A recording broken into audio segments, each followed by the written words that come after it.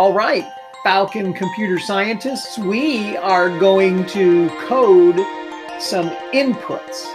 We are going to have to do a little math with some code, and I'm going to show you right now in MakeCode. Okay, you guys, here we go. We are going to code inputs with our sensors, and we are going to have to use some different pin blocks, and in particular with sensors that are analog, that will read a range of values. So I'm going to go ahead and just grab my on button A pressed event handler from the input drawer, and I am going to hook up a light sensor, let's say, to pin 0. Well, then I'm going to need something out of my pin drawer. Now, a light sensor is going to read a range of values. That means it is going to read the light, whether it's low or whether it's high. So it's not just going to be a yes or a no or an on or an off. It's going to be within a range. And because it's information coming in, I need to read the information if I'm the microbit. So I am going to grab an analog read pin 0. That is so I can read a range of values from the sensor.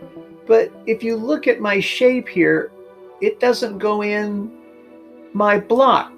Well, I've got to do some logic here. I am going to need to, as long as button A is pressed, which, by the way, I better tell it that with a loop. While it is true that button A is pressed, I want to read the values from the pin 0. But again, this doesn't fit. So I am going to need some help with logic. Oh, look, this rounded edge here is going to fit one of these rounded edges.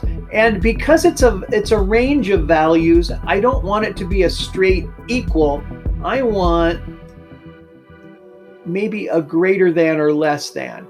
I want something to happen while the value is within a certain range. So if, let's say, the light level is below a certain amount, then I want something to happen. So, and you'll notice that while this, that while true is in the same shape as this block, while the analog reads the value that is less than 0, well, then something's going to happen. Let's say, let's actually make this, and I'm just going to put a number in here, 400.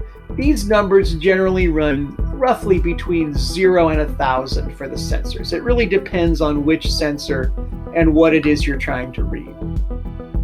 So while analog read pin 0 is less than 400, we're going to have something happen, and let's just have the microbit show a smiley face. While it's less than 400, it's going to be, there it is, a smiley face. All right, so let's see if this works. I've got my color back in my emulator. All right, now if you look, this little 0 is next to pin 0. It's at 356, it's still a smiley face. Let's go above it.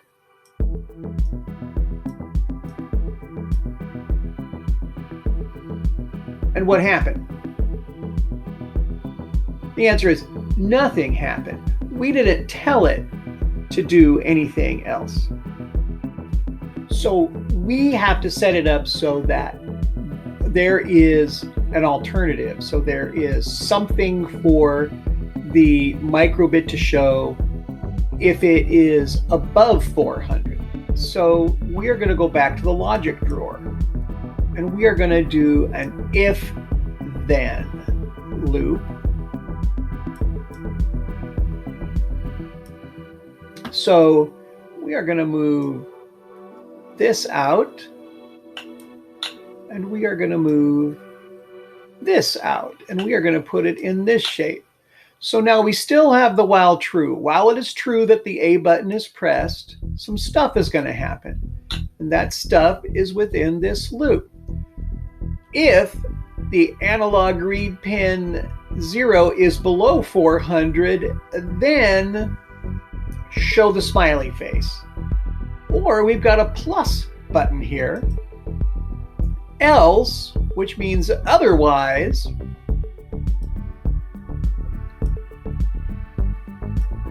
we're going to show a frowny face.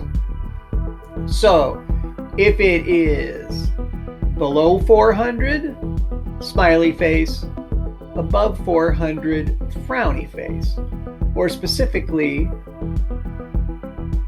below 400, smiley face, anything else, frowny face.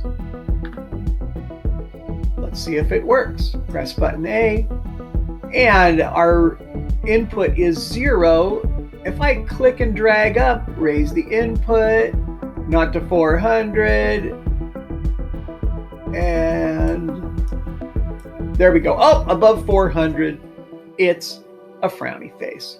So our code works, and we have set it up to read a range of values from our sensor, and then the microbit is going to give an output based on the range of the input.